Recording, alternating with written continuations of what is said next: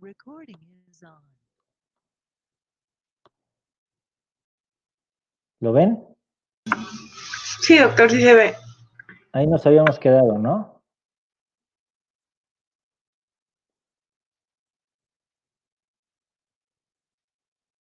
Sí, ¿verdad?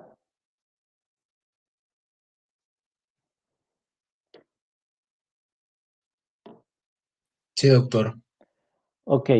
Entonces decíamos que realmente el estándar de oro para la cuestión de el diagnóstico de endometriosis es viendo las imágenes actualmente por la paroscopía, que puede ser inclusive diagnóstico y terapéutico, pero o tomando alguna biopsia y que obviamente el patólogo nos diga que el problema es endometriosis. Les decía yo que el problema es del diagnóstico porque se puede sospechar, pero es a veces difícil realizar el diagnóstico. Y como su nombre lo dice, o digo, la definición lo mencionamos, realmente es una causa muy frecuente de infertilidad y de dolor pélvico crónico. Y entonces, ¿cuándo hay que dar tratamiento médico? Cuando la mujer tenga o infertilidad y que la infertilidad ya veamos que sea por endometriosis, que ya vimos los mecanismos por los cuales la mujer con endometriosis puede caer en infertilidad, o dolor pélvico crónico, que esa es la otra, ¿no? Y ya también vimos los mecanismos por el cual la endometriosis causa dolor.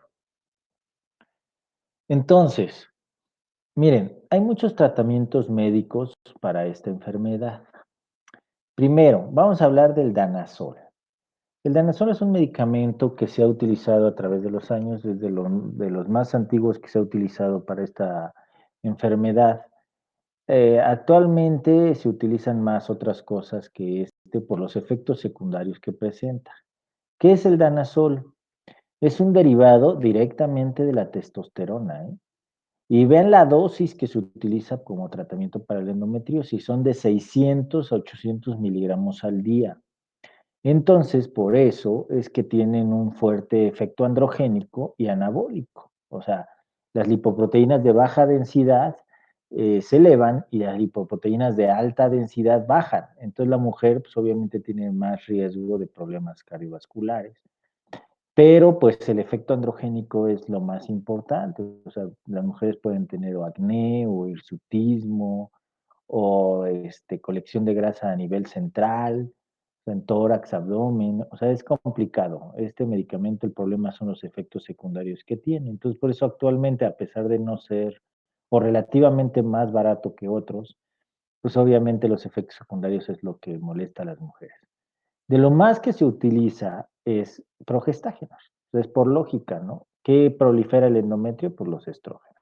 Y como les comentaba, el endometrio donde esté, el problema es que responde a los estrógenos, a prolifera por producción de estrógenos y después al último cuando la mujer menstrua normalmente, pues también sangran esos focos endometriósicos en donde estén. De los más utilizados es la noretindrona y se utilizan de 5 a 20 miligramos al día o la dosis de depósito, que es 200 miligramos intramuscular cada 3 meses.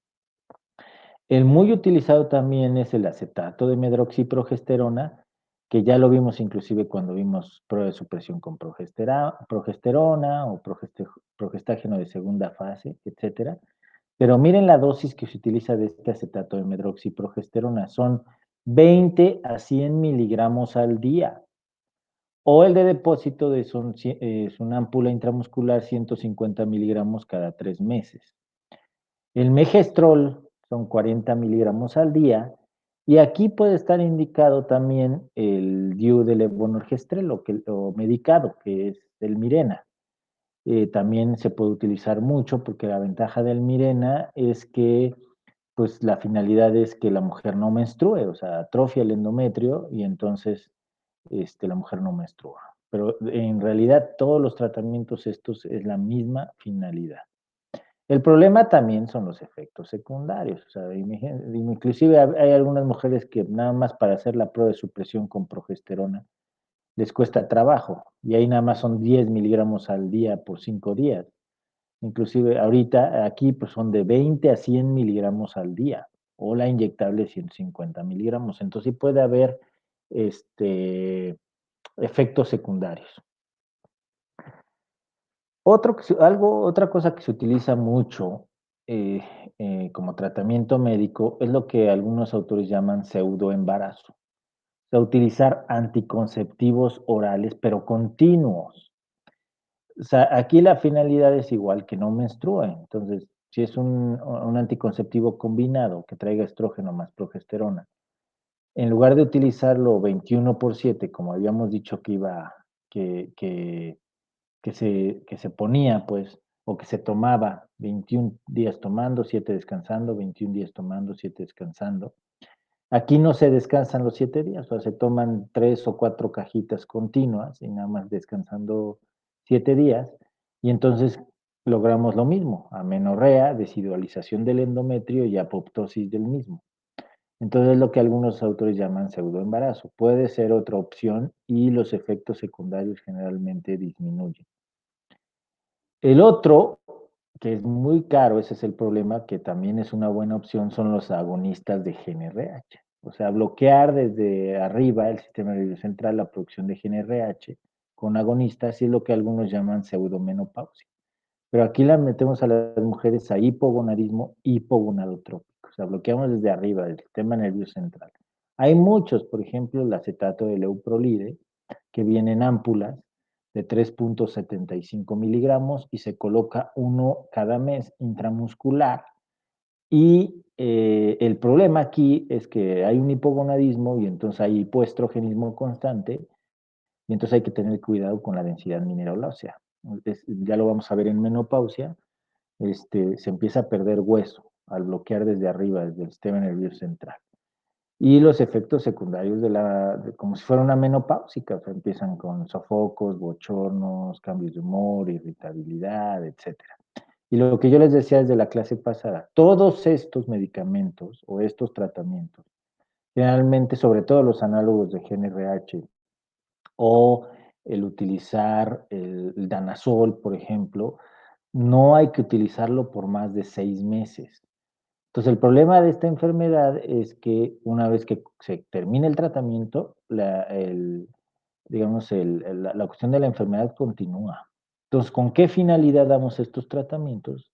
Pues que una vez terminado el tratamiento, la mujer trate de embarazarse en chinga, si el problema es la infertilidad, o que disminuir el dolor pélvico crónico con el tratamiento durante 6 meses y después continuar con otro tipo de tratamientos como antiinflamatorios no esteroideos y eso lo que vamos a ver en dismenorrea en el próximo tema.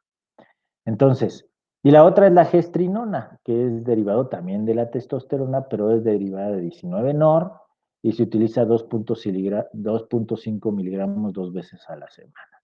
Cualquiera de estos tratamientos médicos puede ser una opción. En lo particular, los más utilizados por costo-beneficio son o los anticonceptivos orales continuos, es decir, lo que es el pseudoembarazo, o de lo más utilizado actualmente son los progestágenos, pero también tienen ciertos efectos secundarios como el subir de peso, o sea, porque retiene un poquito de líquidos, la cuestión de la mastalgia, y algunos otros efectos como cuestiones gastrointestinales. Si la mujer tiene varo o están en un lugar donde pues se tenga este medicamento sin tanto problema, los más utilizados también son agonistas de GnRH, pero los efectos secundarios al meterlas a un hipoestrogenismo constante durante 6 meses, pues pueden ser importantes. Les decía yo que el danazol es de los ya, se utilizaba antes mucho, pero actualmente por los efectos secundarios realmente casi ya no se utiliza. Hay otros como estos, pero estos, los inhibidores de aromatasa sí se utilizan mucho, pero son mucho más costosos. Entonces impedimos el paso de andrógenos a estrógenos y entonces, pues lo mismo, ¿no? Antagonistas de GnRH son, ya no están en experimento estos, pero sí son más caros.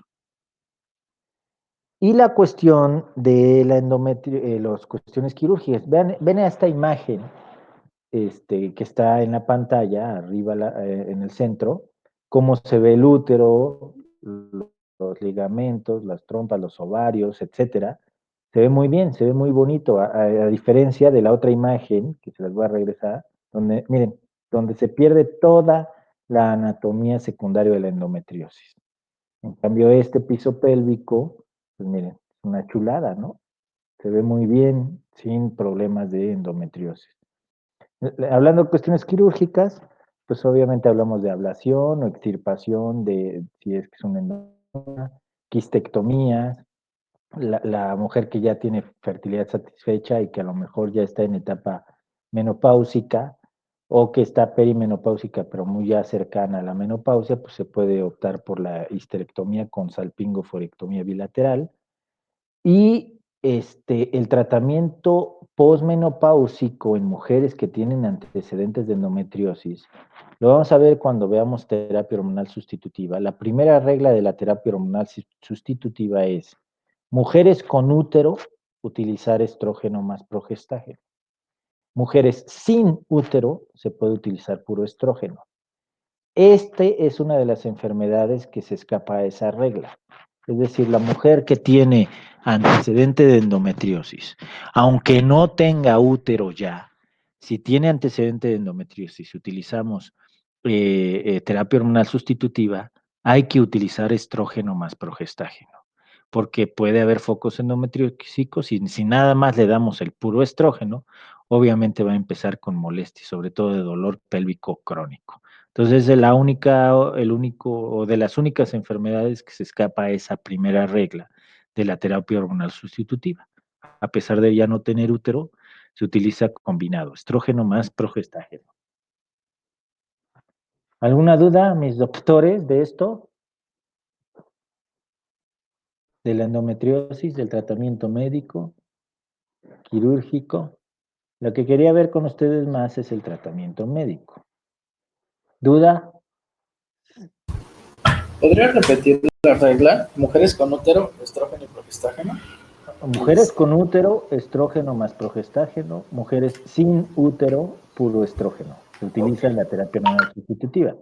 ¿Con qué finalidad damos progestágeno si ya no tiene útero? Pues no. Entonces, solo en las mujeres con antecedentes de endometriosis hay que dar combinado, a pesar de que ya no tengan útero, porque pues tiene antecedentes de endometriosis y puede tener focos endometriósicos. Y si ustedes le dan puro estrógeno, pueden empezar a producir ciertas molestias en las mujeres. ¿Sí se entendió? Sí, me dio, gracias. Pero lo vamos a ver, les digo, cuando veamos menopausia y terapia hormonal sustitutiva, ¿no?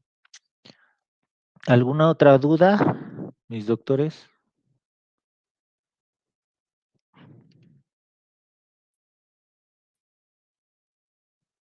No, doctor. ¿No? ¿Seguros? ¿Quedó todo bien claro de la endometriosis?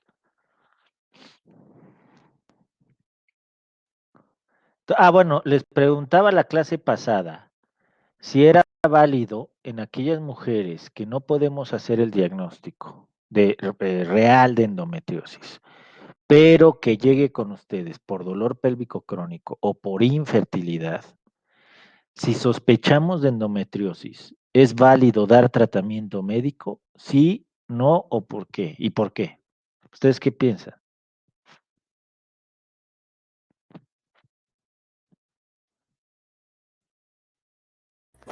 ¿Lo puede repetir, doctor, por favor? Que si es válido dar tratamiento médico a las mujeres que no tengamos diagnóstico real de endometriosis, pero que sospechemos de ella y que el problema llegue porque no se pueden embarazar por infertilidad o por dolor pélvico crónico, a pesar de no tener tratamiento y obviamente descartemos otros problemas del dolor o de la infertilidad. ¿Es válido dar tratamiento aún no teniendo el diagnóstico preciso de endometriosis? ¿Tratamiento médico? Pues había dicho que era una enfermedad muy rara, ¿no? Entonces, o sea, yo creo No, que no es no tan sé. rara, ¿eh? No es tan infrecuente. Y vimos estadística, inclusive en mujeres con infertilidad, hasta el 40% de las mujeres que no pueden embarazarse puede tener endometriosis.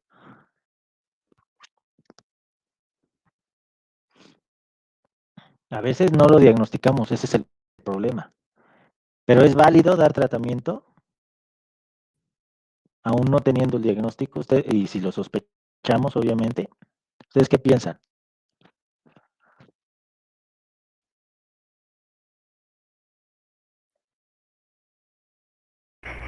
Bueno, yo opinaría que sí, porque también en diagnóstico pues podemos basarnos básicamente en lo que es la historia clínica Ujú.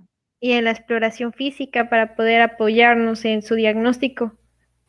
Sí, y es que a lo mejor les digo, miren, no, a lo mejor la señora pues no tiene la posibilidad de hacerse una laparoscopía diagnóstica, me refiero a la cuestión económica, pero a lo mejor llega porque pues no se ha podido embarazar, ya descartaron algunas otras cosas, o sea, ya vieron que el varón en la espermatobioscopía pues tiene buen conteo espermático, se mueven bien, están bien formados, no hay ningún problema en el factor masculino, tampoco hay otro problema a nivel de cervix, en útero, y ella está ovulando bien aparentemente.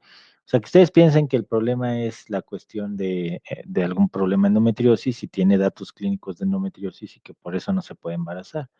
Es válido dar tratamiento de alguno de estos que vimos, médico, para ver si se puede embarazar una vez terminado el tratamiento.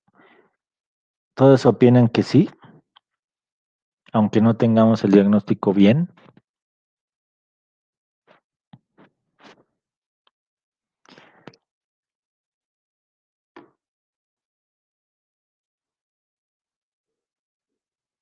O hay alguno que diga que no.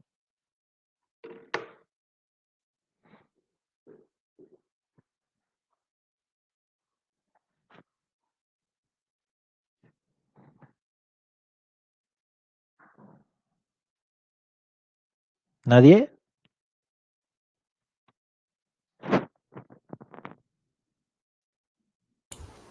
Pues es que si no damos tratamiento, dejaríamos a la paciente expuesta, ¿no? A un cuadro pues, Sí, que va a ser limitante, va a ser progresivo y así. exacto. Miren, realmente sí es válido, aunque nada más sea sospecha, como dijeron clínica. Entonces sí es válido. Lo que no es válido es lo que les comentaba, a lo mejor dar tratamiento médico si la mujer no tiene ningún problema de infertilidad ni de dolor. O sea, eso sí no. O sea, si la mujer no tiene infertilidad ni dolor, aunque sospechemos de que puede tener alguna cuestión de endometriosis, porque luego nos llegan pacientes tratadas por endometriosis sin un diagnóstico bien preciso y no tienen problemas de infertilidad y dolor pélvico crónico, y ya con tratamiento, alguno de los que vimos, ¿eh?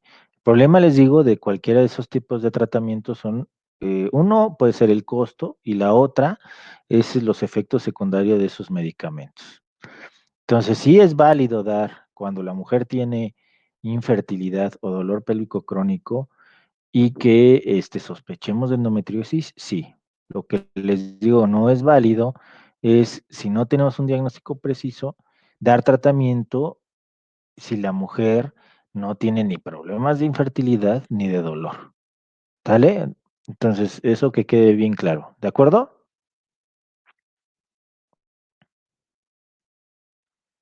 Sí, doc. Ok. Sí, Si no tuvieran una otra pregunta de endometriosis, vamos a pasar a la cuestión de trastornos, bueno, seguir con este tipo de problemas menstruales y quedamos que vamos a platicar un poquito de dismenorrea que puede ir muy acompañada en el problema de la endometriosis y síndrome premenstrual. ¿Leyeron algo de eso? Doc, yo tengo todavía una pregunta de endometriosis. Ah, dime, a ver. Bueno, es que también leí, o sea, que de tratamiento, o sea, también podríamos hacer una neurectomía presacra. Presacra. Sí, esa Ajá, también. ¿en qué casos lo podríamos, en qué casos lo podríamos, bueno, Ya es de lo último, inclusive la histerectomía más salpingo-florectomía bilateral sería de lo último y serían mujeres también ya perimenopáusicas o posmenopáusicas, sobre todo posmenopáusicas. El problema de la neurectomía presacra son los efectos secundarios que deja. ¿Qué efectos secundarios puede tener la neurectomía presacra?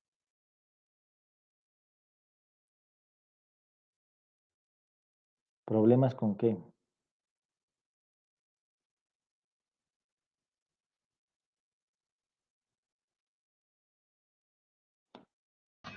Bueno, no sé si un prolapso. Exacto, esa es una, ¿qué otra cosa?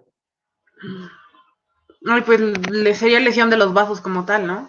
Bueno, también, pero eso es durante la cirugía, pero a mediano y a largo plazo. Mm, ¿Qué es importante esos cuestiones de raíces nerviosas para el piso pélvico? Entonces, ¿qué otra cosa? Pueden tener problemas de incontinencia fecal o problemas de tubo digestivo inferior, ¿eh? Entonces, por eso, pues no, a menos de que sea, que ya no, digamos, no mejore con absolutamente nada, pues sí, ¿no? Pero si no, esas cirugías realmente ya casi no se utilizan para la endometriosis como tal en el dolor pélvico, ¿no?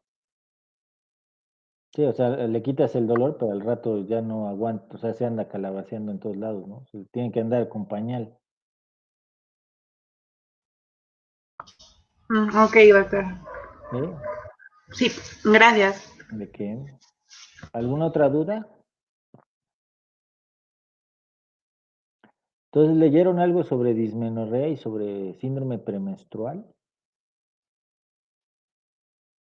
¿O ustedes qué saben del síndrome premenstrual, por ejemplo?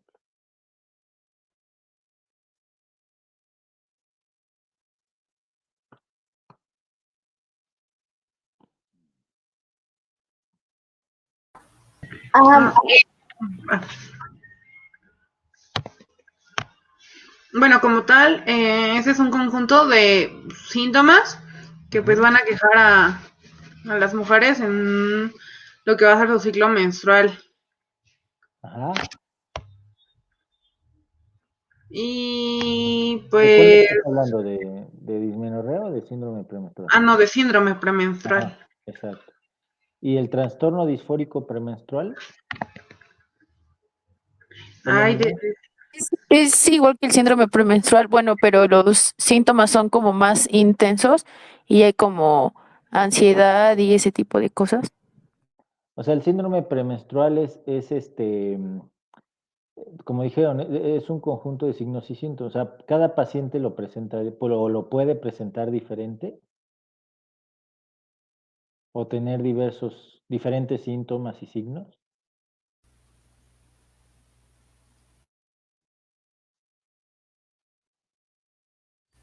Pues sí, ¿no? decía que pueden unas presentar de manera leve y otras más grave que otras. Ujú. Pero en cuanto a la sintomatología,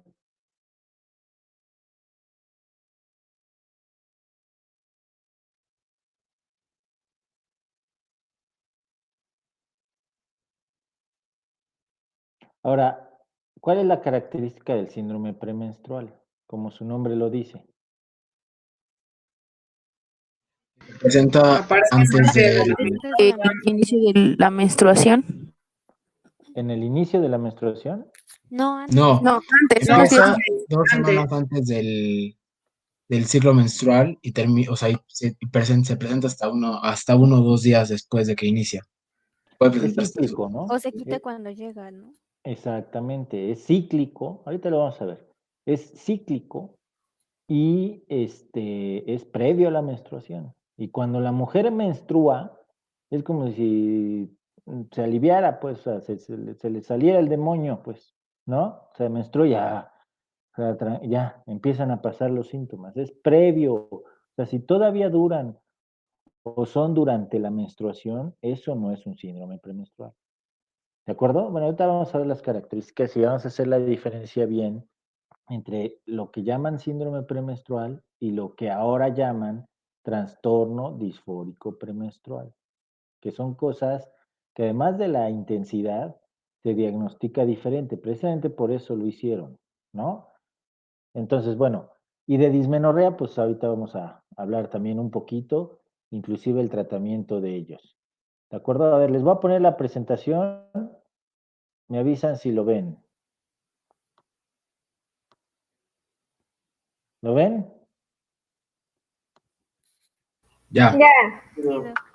Ok. Entonces vamos a empezar a platicar un poquito. A ver, síndrome premenstrual. Definición.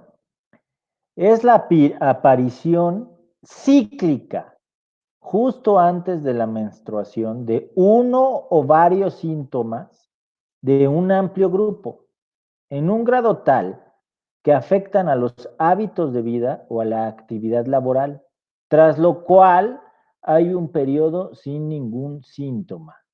Aquí hay varias cuestiones claves, palabras claves, es cíclica, antes de la menstruación, pero inclusive lo que dice después, afecta los hábitos de vida o la actividad laboral durante ese periodo. Y una vez que la mujer menstrua, ya no tiene síntomas. Esto es muy importante. Ese es el síndrome premenstrual que desde hace años se tiene. ¿De acuerdo? Ahora, ¿qué síntomas? Es una gran variedad. Puede ir de distensión abdominal, ansiedad o tensión, hipersensibilidad mamaria, cuestiones ya más de cómo se sienten en cuanto al llanto, depresión, fatiga, falta de energía. Inclusive algunas mujeres mencionan lo de cuestión de episodios de rabia o irritabilidad sin provocación, se irritan muy fácilmente. O algunas pueden presentar nada más como problemas de concentración, alteraciones en la sed y del apetito, edema de extremidades, algunas retienen líquidos, sobre todo a nivel de extremidades inferiores. O sea, es una amplia gama, ¿eh? Es muy ambiguo esta cuestión del síndrome premenstrual. O sea, miren, es cíclico justo antes de la menstruación, de uno o varios síntomas que afectan los hábitos de vida o la actividad laboral y después, una vez que la mujer menstrua, se quitan esos síntomas. Y puede ser muchos síntomas, pueden ser uno o varios de estos síntomas, pero la característica es que sea cíclico, antes de la menstruación, una vez que menstrua la mujer, se le quitan esos síntomas y les digo, puede ser desde problemas de llanto y depresión, rabia, irritabilidad, alteraciones de la concentración, hasta puede ser ya más físico, como edema de extremidades, hipersensibilidad mamaria, distensión abdominal. Entonces varía mucho de cada mujer a mujer, pero por eso esa ambigüedad en la definición y en la forma de hacer diagnóstico es que el porcentaje de síndrome premenstrual es muy alto. O sea, si ustedes hacen el diagnóstico mediante esta forma, van a encontrar muy posiblemente muy alto el diagnóstico de síndrome premenstrual o más alto de lo normal, que realmente muchas mujeres pueden tener estos síntomas o algunos de estos síntomas previo a la menstruación. Inclusive les digo, algunos lo refieren durante la menstruación, pero ya cuando es durante la menstruación ya no se puede catalogar como un síndrome premenstrual. ¿Están de acuerdo? Sí. Ahora, la APA, o sea, la Asociación Americana de Psiquiatría, hizo o mencionó o elaboró y sacó, que actualmente se está llevando a cabo, es el diagnóstico no de síndrome premenstrual, sino de trastorno disfórico premenstrual. Y obviamente, como se dijo su compañera, la gravedad es mayor que el síndrome premenstrual, eso es un problema grave. Pero lo que hizo esta asociación, que es como les digo, que luego se juntan los pinches viejitos a decir, bueno, nos vamos a una playita, ahí echamos desmadre 3, 4 días, y en el último día decimos, bueno, ya vamos a cumplir con los criterios y ahora le vamos a poner trastorno disfórico premenstrual. Entonces, ¿cómo vamos a hacer el diagnóstico de trastorno disfórico premenstrual? Como les decía yo, era muy ambiguo lo del síndrome premenstrual y a lo mejor por esa ambigüedad el diagnóstico era elevado.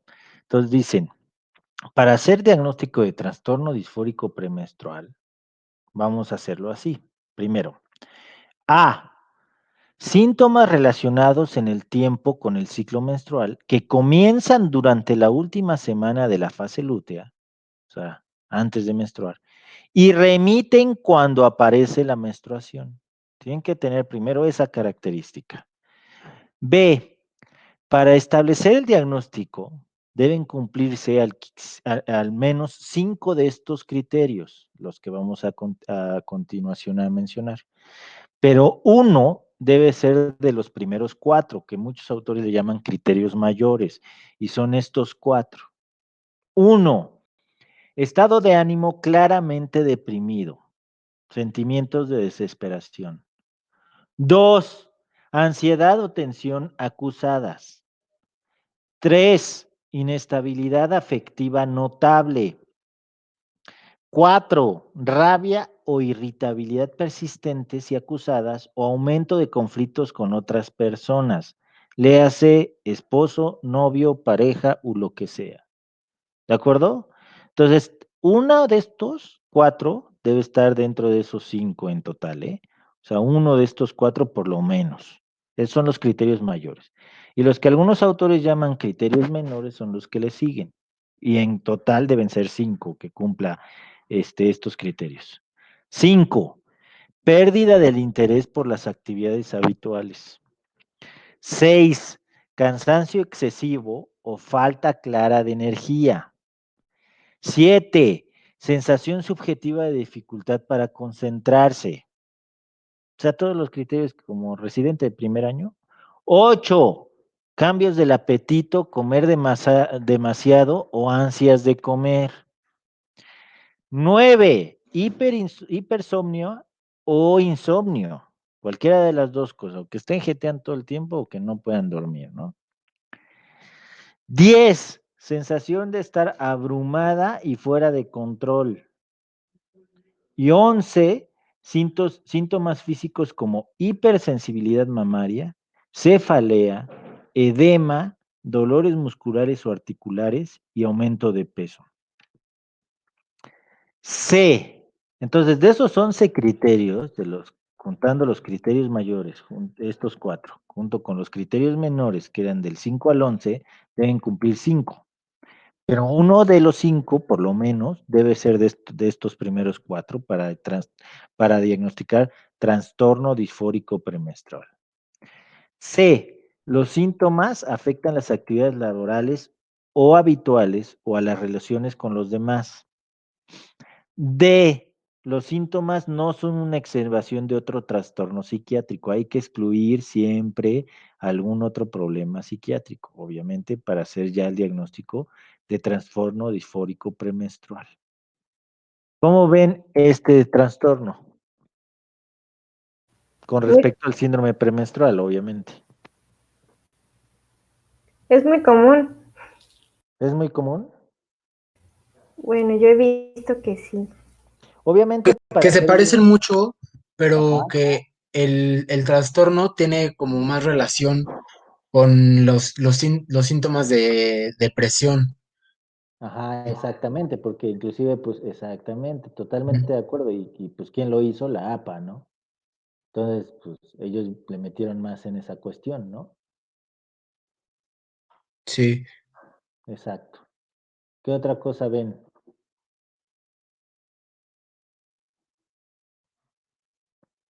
O sea, lo que trató de hacer la APA y estos cuates es que se, o sea, como que no fuera tan ambiguo la forma de hacer diagnóstico, eso fue una, pero como dice su compañero, pues metieron más cuestiones emocionales y ese tipo de cosas, ¿no?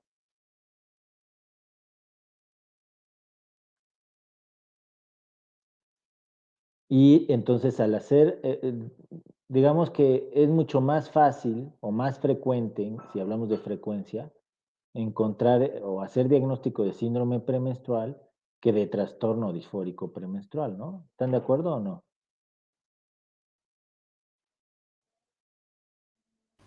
Sí, por la cantidad de criterios. Exactamente, por la cantidad de criterios. Tiene que cumplir bien los 5 criterios, por lo menos, de los 11. Y les digo, uno de los 5, por lo menos, debe ser de los criterios mayores, que son estos 4 primeros, ¿no?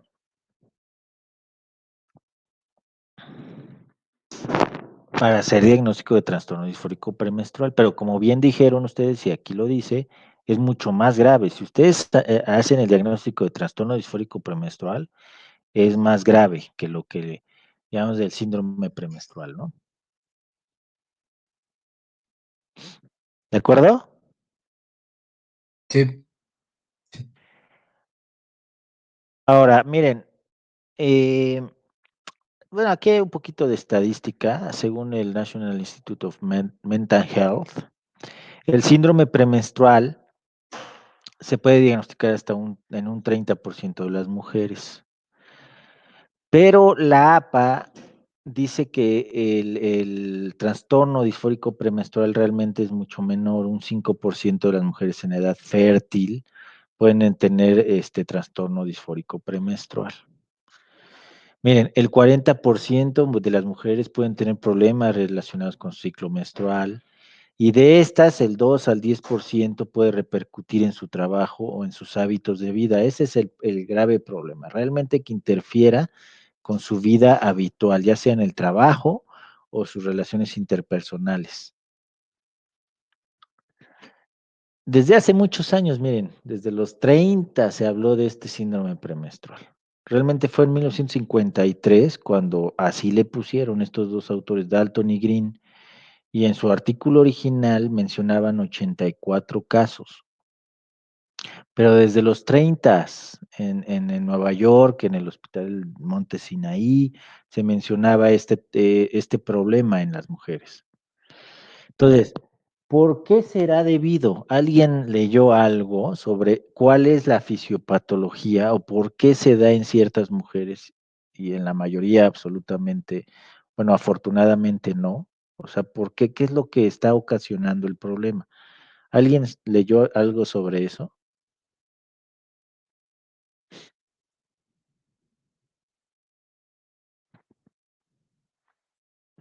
Porque de ahí el grave problema del tratamiento. O sea, por eso se han incluido muchísimos tratamientos, porque se ha pensado en varias teorías es como la endometriosis, les digo, a veces no se sabe exactamente por qué, pero se han salido varias teorías del por qué algunas mujeres tienen este síndrome premenstrual o ya haciendo el diagnóstico de trastorno disfórico premenstrual. ¿Alguien leyó algo sobre cuál es la causa? Bueno, yo encontré que puede ser por situaciones que sean hormonales, por ejemplo, que los niveles de estrógenos y progesterona estén como cambiando. Igual si hay una Pero altos o bajos. bajos.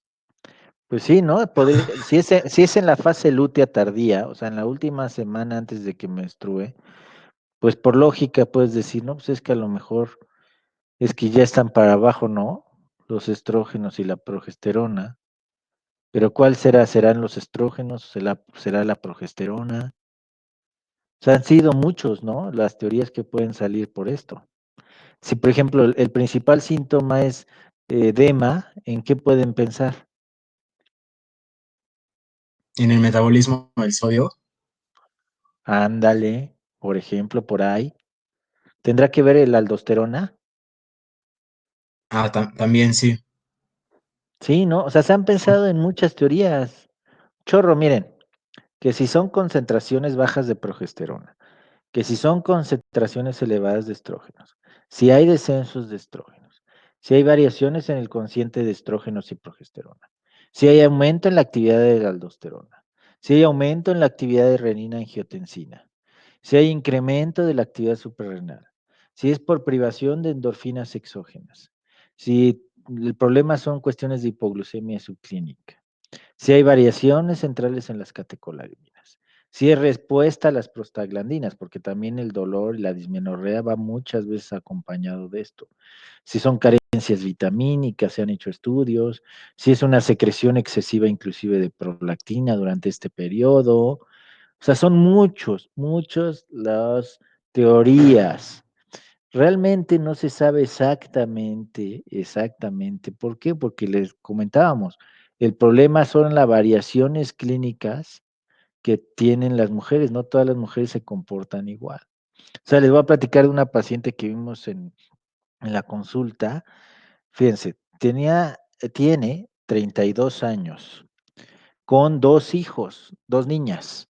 La niña más chica cuando la vimos, tenía 7 años y ella, el problema era que obviamente, bueno, pues iba el esposo y ya sabía que una semana antes de que fuera a menstruar, unos días antes de que fuera a menstruar, algo pasaba.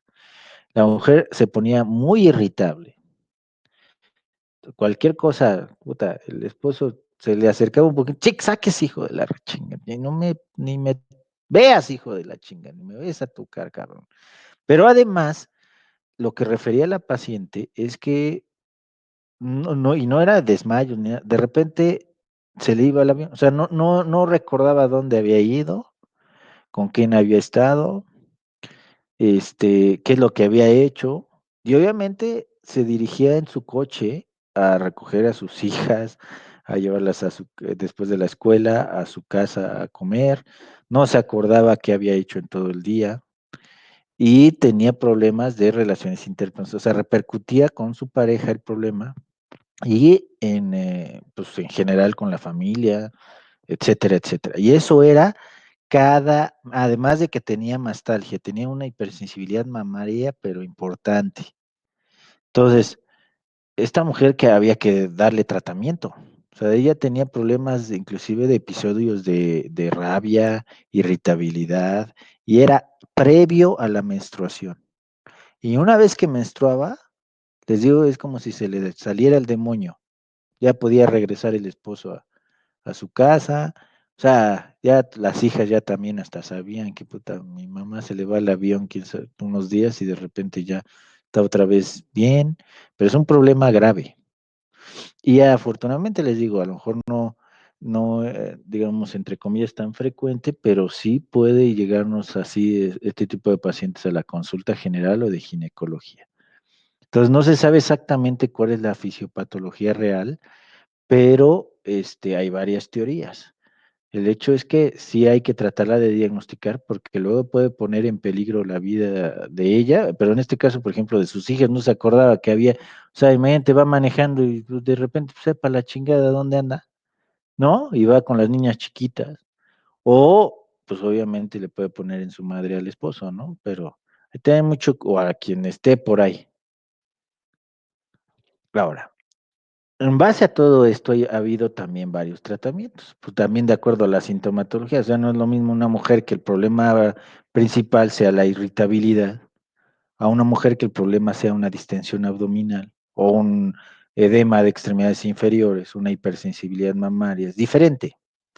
Pero lo que sí es lo que va al principio. Cambio de los hábitos de vida.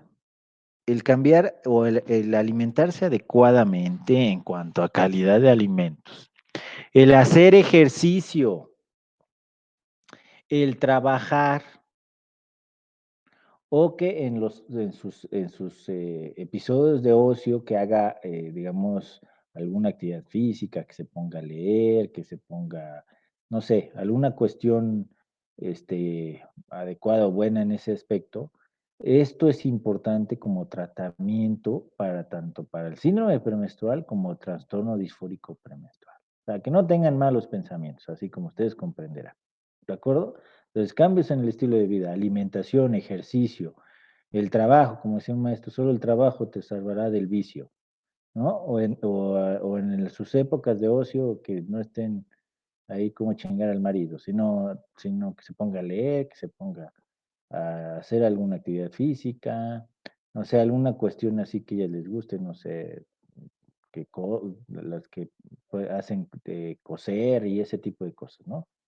Y obviamente hay que tratar de aislar síntomas siempre. Les digo, cuando el principal diagnóstico o el principal síntoma sea retención de líquidos, entonces muchas veces lo que utilizamos es el diurético. Y bueno, generalmente utilizamos la espironolactona, que ustedes saben ya, es un ahorrador de potasio, un diurético ahorrador de potasio.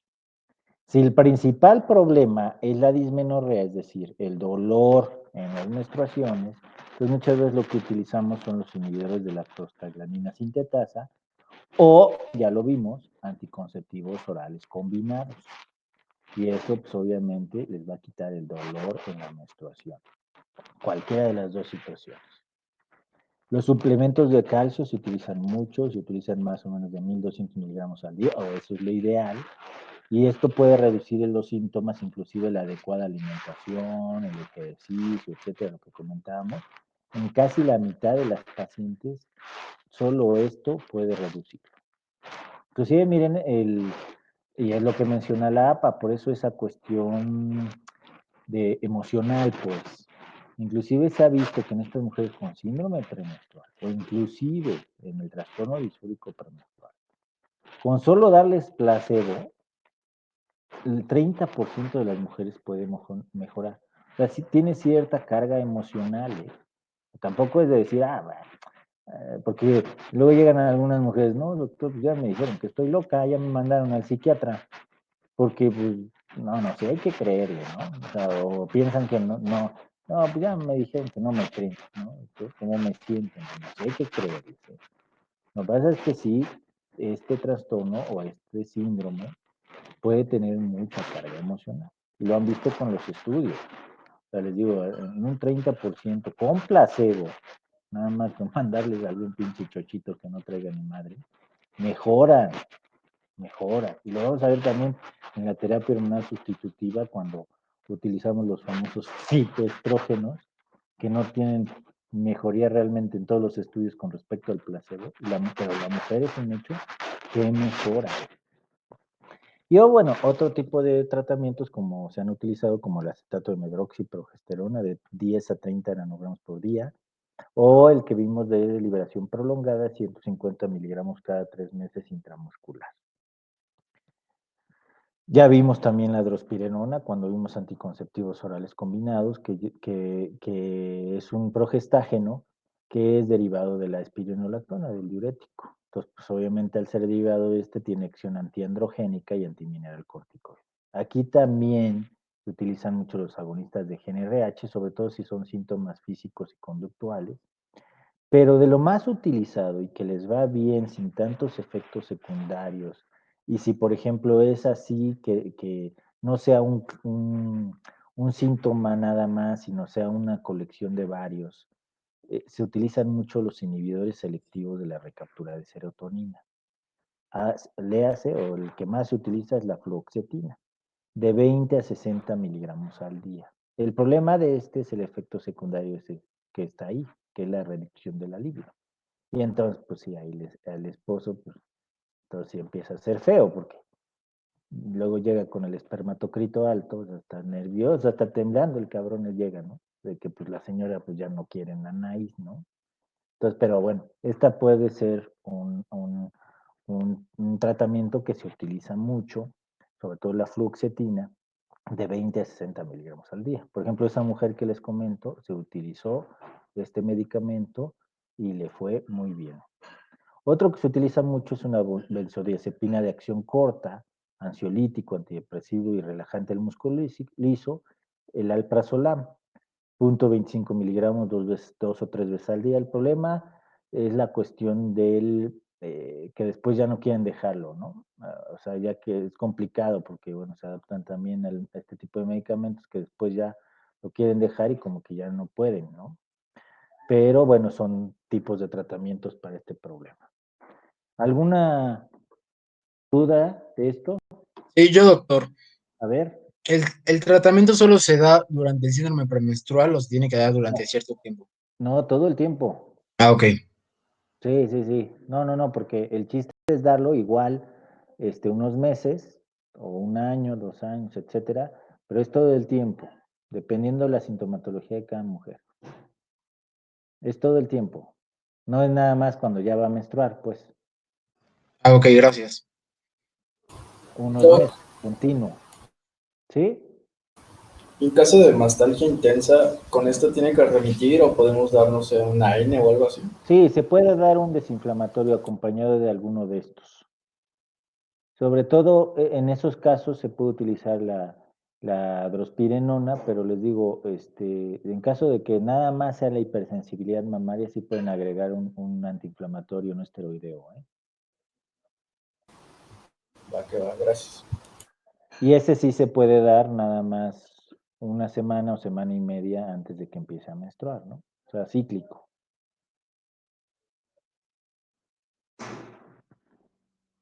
Sí, ¿Alguna otra duda?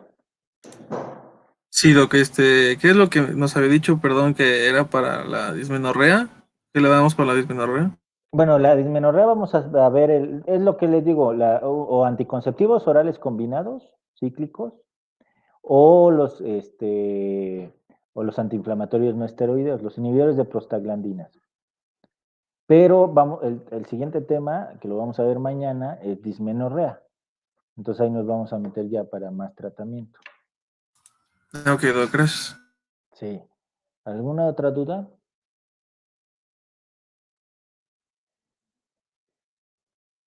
Sobre lo que vimos de endometriosis o esto de síndrome premenstrual y trastorno disfórico premenstrual.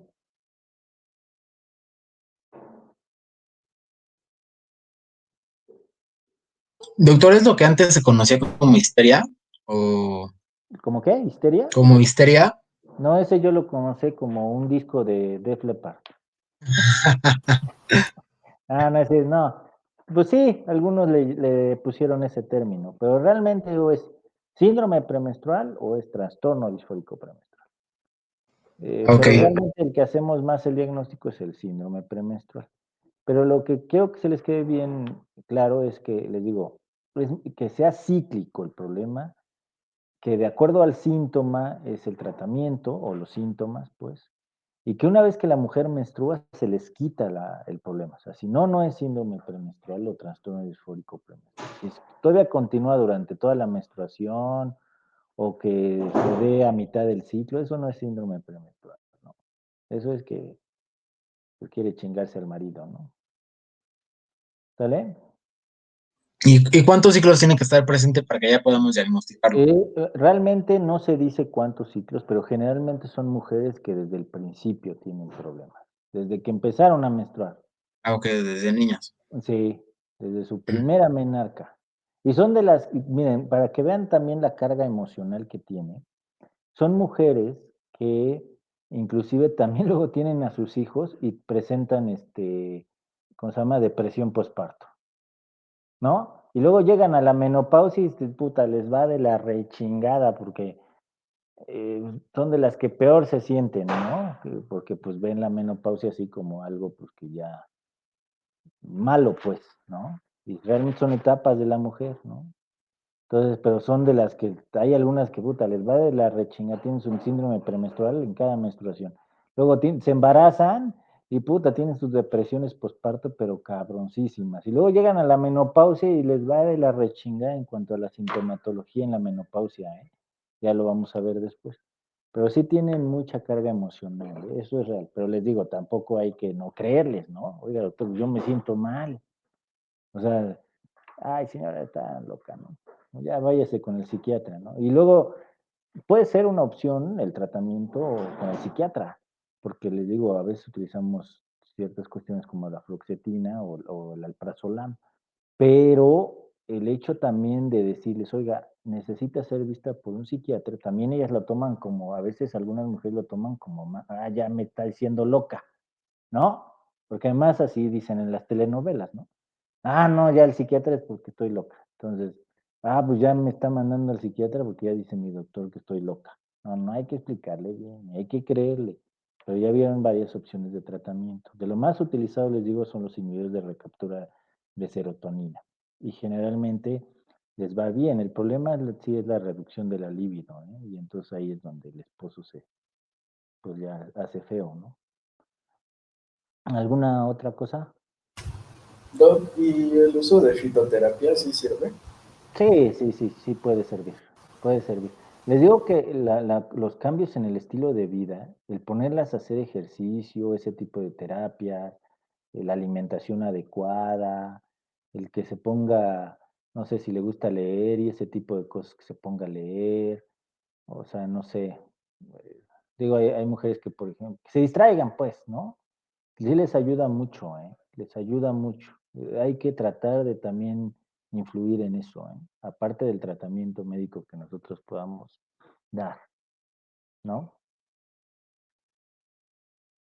¿Alguna otra cosa? El que vayan al cine con el marido. Pero ahorita no se puede, ¿verdad? Pero al teatro. ¿Alguna otra cosa?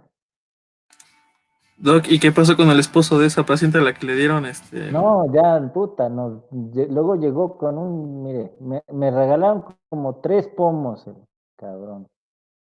No, porque le fue a toda, no, pues imagínate cada mes, pobre cabrón, ¿no? Ya le iban a hacer un monumento, güey.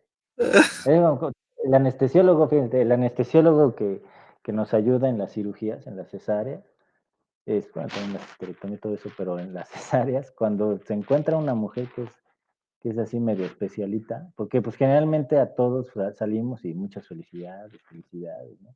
Entonces él también, ¿no? Felicidades, ¿no? Pero ya cuando se encuentra una de esas mujeres que son bien especiales, en lugar de decirles felicidades, siempre les dice, ánimo, amigo, ánimo. Entonces, sí, hay mujeres que son muy.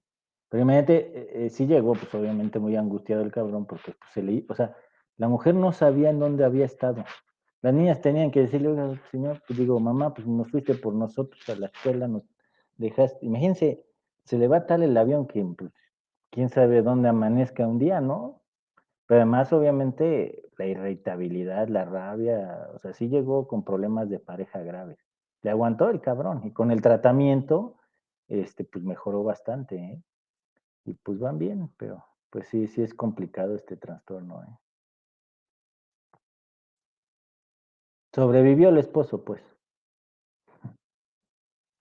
¿Alguna otra duda? Está bueno. Gracias, Doc.